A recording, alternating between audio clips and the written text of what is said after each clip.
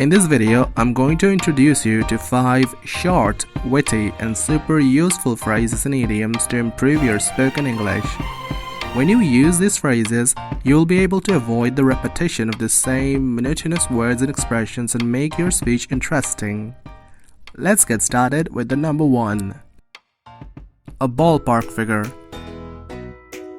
A ballpark is generally a baseball ground, but in colloquial informal speech, it means a rough estimation of something, an amount which is nearly correct.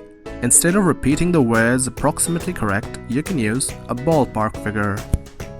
This is just a ballpark figure because they don't know how much will be the cost for all the renovations. A dime a dozen. A dime is worth 1/10 of a dollar, and therefore when you get a dozen or 12 of something per dime, it means that the commodity is of little value and insignificant. Jeans of that style are a dime a dozen on Amazon.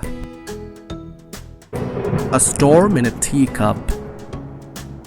The size of a teacup is rather paltry to contain something so huge as a storm. Yeah, you get it right.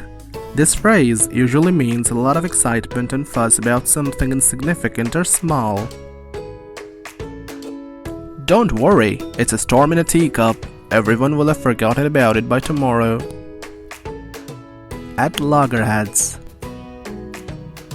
In earlier times, loggerhead used to denote a stupid person or blockhead. When people are at loggerheads, it means that they are in violent dispute, disagreement, or conflict with each other.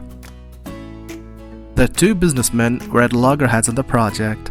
They just couldn't agree on the correct direction. At the drop of a hat.